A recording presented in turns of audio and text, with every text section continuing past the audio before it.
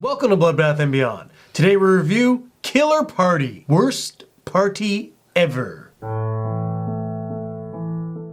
Written and directed by Alex Drummond, starring Rachael Drummond, Kurt Ella, and Andy Hoff, Killer Party is about a group of friends that get together for a baby shower. Unfortunately, there's an outbreak in the city that they're in, and people start to turn on each other and turn this baby shower into a bloodbath. So what do we like? I liked the outbreak. It wasn't like it was a zombie outbreak. It wasn't like a viral type of thing. It was people going crazy, and they still had some personality to them, and I think that was nice because you just get a zombie movie and yeah, okay, they're trapped in the house and they're mindless, flesh-eating beings. But in this one, we had like the antagonists, like the people outside of the house, cracking jokes, and you didn't really know who was gonna turn and when because there was personalities to them, and that kept the mystery of this movie more interesting. You weren't too sure how this virus spreads, who was infected, and when or if anyone would turn. And when they did, it was almost always shocking because there are some pretty innocent people in this movie that you never see either getting fucking brutally beat to death or biting their friends. And considering that this was a one location situation, there were a lot of characters, and this is a really low budget movie. I'm actually shocked at the amount of people that were just in this house. Each character had a different type of personality, and you really did get to know them. And on top of that, the clown. He was I guess the main killer in this movie. Like, he was the one that they were trying to defend against. He was the obstacle outside of the house. And he was very entertaining in this movie from start to finish. The director's wife plays one of our main leads, and who's actually pregnant. She was 8 months pregnant while filming the movie, and on the 7th day of filming, she got up from her makeup chair and her water broke. And then they continued on the filming months later, but you would not have known. And it was shocking because from scene to scene, there's so many people involved, and to know that they just kind of like stopped production and they filmed 8 months down the road, that's really, really impressive. And while the acting wasn't stellar, it was in line with some of the better acting that we see in indie low-budget movies. This was actually a better looking film than I also expected, to be honest.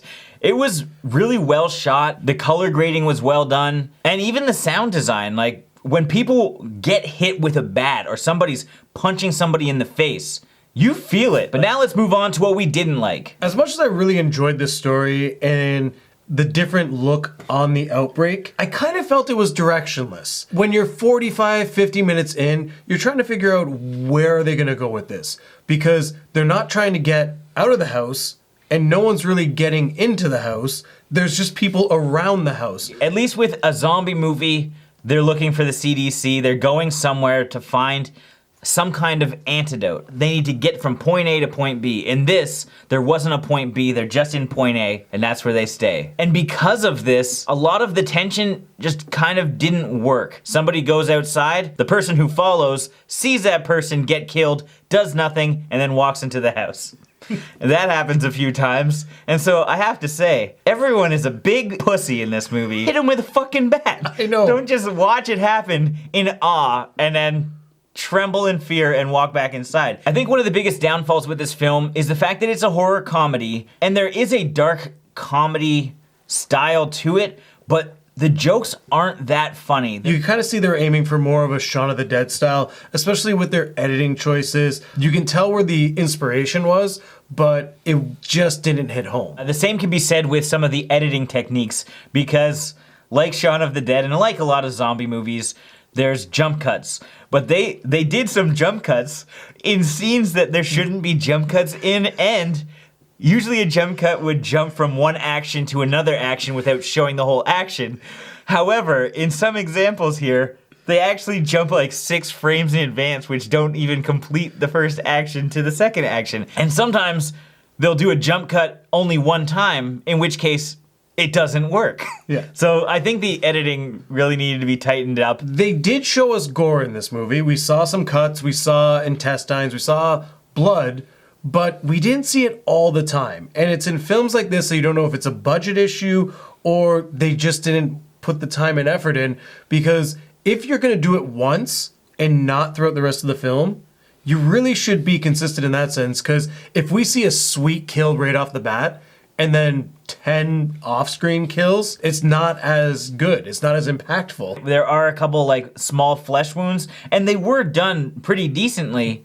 I just wish that there was some more intense moments. And some of these more important characters are getting killed off screen, which makes it almost meaningless because we're not seeing it happen, and there's no fallout with the other characters. Only towards the end do we ever see somebody even shed a tear for one of their friends dying, including their loved ones. Like, a lot of people are coupled up in this movie, and they'll see their wife get their fucking head bashed in, and they don't even bat an eye. They're like, well, we better have some wine and we better look around for some clues. We need that can opener. Yeah, we need a can opener. Forget about my dead wife. Now it's time for our final thoughts and ratings. Killer Party was a pretty decent indie horror flick. We had some pretty good acting, we had a nice take on the infected style of film, and it was neat to see how well they can use such a large cast in such a small set. We had some enjoyable characters, but unfortunately, when they started to die off, there was no emotion to anything. And when they died off, we didn't really get to see a lot of the kills. So that's a pretty big downfall when it comes to a zombie style film. I also think that being a horror comedy, it should have been funnier. The film did have its moments, but I think it needed a lot more considering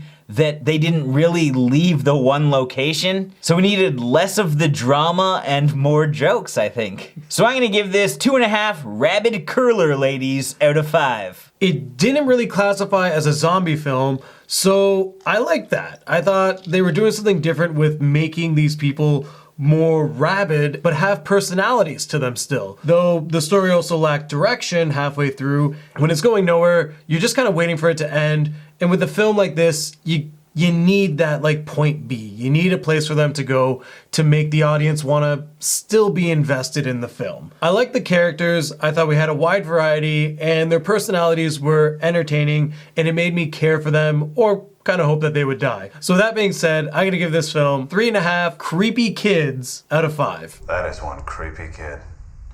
As always, thank you for watching. Like this video and comment below with your thoughts on the film, if you've seen it, and if you haven't and you do want to check it out, there are links in the description where you can find it. And this is your first time here, make sure you subscribe to the channel to stay updated with everything Bloodbath and beyond.